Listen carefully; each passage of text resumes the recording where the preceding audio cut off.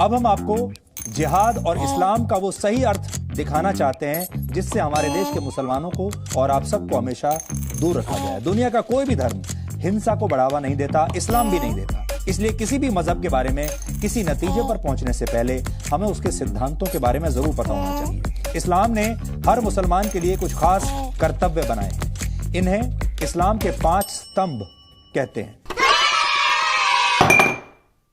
जिहाद उन लोगों का हथियार है जो भारत के टुकड़े टुकड़े करना चाहते हैं। आज हमारे पास जिहाद का एक डायग्राम है और ये डायग्राम आज मैं आपको पढ़कर आपको दिखाना चाहता हूं। इस डायग्राम को, इसमें जिहाद को 2 हिस्सों में बांटा गया है ताकि आपको भी समझ में आ जाए कि साजिश क्या है। पहला हिस्सा है हार्ड जिहाद, दूसरा है सॉफ्ट जिहाद। अब आप इसको बड़ी स्क्रीन पर देखिएगा।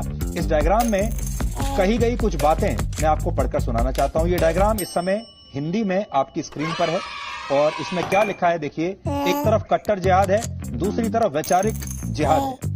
हार्ड जिहाद, कट्टर जिहाद, जिसमें है इकोनॉमिक जिहाद, आर्थिक जिहाद, जिसके जरिए आर्थिक रूप से जिहाद करना होगा।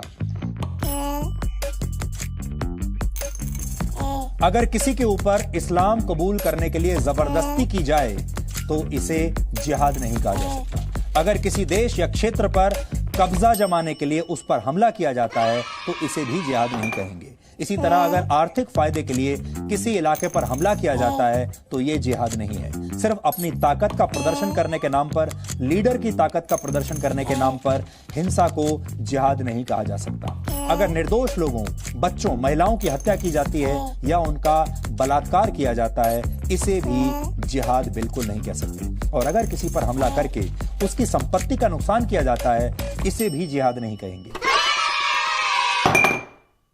लेकिन आज हमने जमीन जिहाद से जुड़ी ये खबर आपके सामने उठाई क्योंकि हमें लगा कि ये देश के लिए ज्यादा महत्वपूर्ण खबर है और इस तरह से जमीन, जंगलों और नदियों का भी धर्म परिवर्तन देश के भविष्य के लिए ठीक नहीं होगा, क्योंकि आपको इसी देश में रहना है। इसलिए आज हमने ये मुद्दा उठाया और हमें लगता है कि हम वाकई आपके मन की बात कर रहे हैं, जो आप सुनना चाहते हैं, देखना चाहते हैं। जिहाद का शाब्दिक अर्थ है पवित्र युद्ध, लेकिन जिहाद की परिभाषा को हमेशा गलत तरीके से पेश किया गया है। इस पवित्र युद्ध को धर्म युद्ध बताकर दुनिया भर में इसका गलत इस्तेमाल होता है। जिहाद की परिभाषा को सदियों से हमेशा गलत तरीके से पेश किया जाता रहा है और इसी का नतीजा है कि हमारे देश में जिहाद पर बात करना आपके जेल जाने की गारंटी बन सकता है।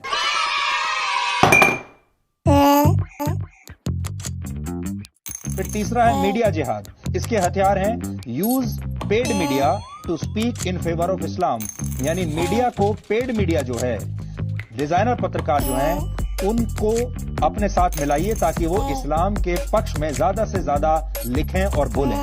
डायरेक्ट जिहाद, डायरेक्ट जिहाद जो होता है वो असल हथियारों से होता है, गोली बारूद से होता है और इसके अंदर जो आता है वो ये है direct armed action against non Muslims, यानी इसमें हिंसा की बात कही गई है, आतंकवाद की बात कही गई है। तो जिहाद को आप सिर्फ ये मत समझिए कि जिहाद सिर्फ हथियारों से लड़ाई जाएगी।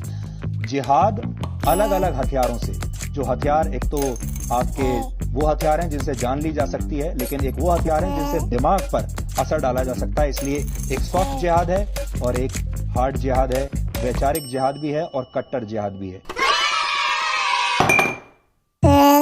इसी तरह अगर किसी को हराने के लिए जैविक युद्ध का सहारा लिया जाता है तो इसे भी जिहाद नहीं कहा जाना चाहिए। जिहाद ही नहीं, इस्लाम में तो साधारण युद्ध के लिए भी कई सख्त नीति देनी चाहिए। युद्ध के दौरान कुओं या पानी के स्रोतों में जहर डालना बिल्कुल प्रतिबंधित है। आधुनिक युद्ध की भाषा में कहें तो रासायनिक या जैविक हथियारों से हमला करना गुनाह माना गया है। केरल को गॉड्स ओन कंट्री यानी भगवान का देश कहा जाता है। का कनेक्शन इस बात से समझना होगा कि कश्मीर में भी जिहादी हैं और केरल में भी जिहादी है।